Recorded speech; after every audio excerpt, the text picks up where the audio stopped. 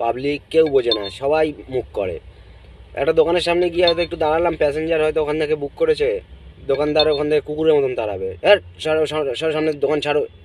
মানে আমরা ট্যাক্স দিচ্ছি এত এত, কিন্তু আমাদের কোনো দাম নেই, কারোর দোকানের সামনে 2 মিনিট দাঁড়াতে পারবো না। তা আমরা কোথায় যাবো বলুন? আপনারা যদি না সহযোগিতা করেন, আজকের একবারও কেউ ভাবেন না যে আপনার বাড়ির লোকের কারোর অসুবিধা হলে বা কিছু হলে এই মানুষগুলোই যায়, এই মানুষগুলোকে প্রয়োজন হয়। পয়সা দেন জানি, পয়সা তো সবাই দেয়, পয়সার জন্যই তো সব কিছু। আপনিও কোনো কাজ করছেন পয়সার জন্য, কিন্তু একটু মানসিকতা দেখান। এরম ব্যবহার করবেন না। কারুর হোটেলের সামনে গিয়ে একটুখানি যদি দাঁড়াই প্যাসেঞ্জারের জন্য, আপনারা দূর দূর করেন। এমন জায়গায় প্যাসেঞ্জার বুক করে ওখানে গিয়ে দাঁড়ানো যায় না। ফোন করবো কি, তার মধ্যে যদি 4 জন এসে যায় ব্যাস কেস দিয়ে দেবে। তো এরমভাবে করলে আমরা চলবো কী করে?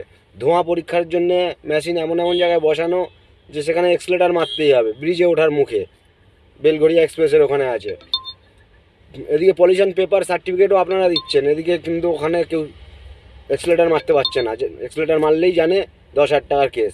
ভাবুন তো, একটা গাড়ির থেকে 10,000 টাকা যদি ফাইন দিয়ে দিতে হয়, কতটা কষ্টকর। একটু ভাবুন, এরকম দুর্ব্যবহার করবেন না গাড়িওয়ালাদের সঙ্গে।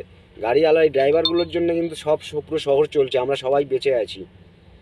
একটু ভাববেন।